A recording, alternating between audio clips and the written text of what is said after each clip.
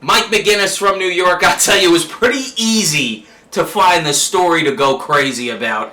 Alex Rodriguez, the entity that is known as Alex Rodriguez. I mean, there are jerks and dummies in this whole situation. Let's look at the guy himself, Alex Rodriguez. This guy, the reason that people don't like him, alright, he does steroids. Okay, we know that about him. But he's the ultimate high-maintenance, pampered, stereotypical athlete of the 21st century. Overpaid, mentally soft. It seems like he's got to have it all set up for him. He's got to have his cake and eat it too. Self-obsessed. Apparently this guy had 2 paintings of himself as a minotaur in his house. What are you talking about? I don't even understand that. Okay? The guy apparently wanted a Ferrari along with a $100 million plus contract with the Mets, I heard. What does he need that for? He's got $100 million. What, is he going to take the money to the grave with him?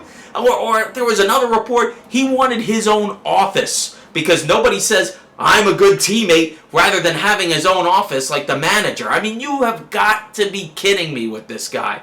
But then you look at the dopes in this too. It's the Steinbrenners. Now, if the old man Georgie, God rest his soul, listen, he drove everybody crazy. But when you think about it, he really cared about winning. Now, in 2006, the Red Sox are 3 outs away from winning a World Series. Alex Rodriguez thought that would be a great time to opt out for free agency because 8 years, $200 million, or 10 years, $250 million wasn't enough. I got to get more money. If the old man Steinbrenner had seen him do that, make the Yankee brand look bad on the verge of their mortal enemies winning a World Series, you're out. He would have never put up with that. So what do the Suns do?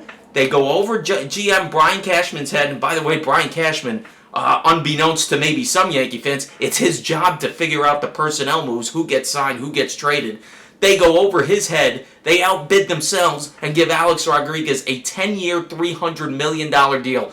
Because now it looks so good that he's making $30 million a year, broken down on steroids with 2 bum hips. I think my mom could run around the bases faster than this guy could. And they're going to pay him up to, what is he, 42? What, are you kidding me? So now here comes Bud Selig. He's the biggest jerk in all of this as far as I'm concerned.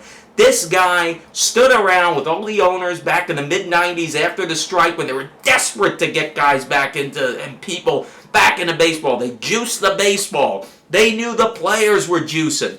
They build these bandbox ballparks. They had it all. They make their billions. Now Bud Selig's going to turn around and become the moral authority that cleans up the game. He was running that asylum as one of the inmates, as far as I'm concerned. Think about it, people. Think about it, because Bud Selig is the biggest dope in all of this, and he's the one that everybody should be going crazy on. Not that Alex isn't a nice guy. Listen, he's got his own problems. But Bud Selig, to me, is the biggest problem in all of this.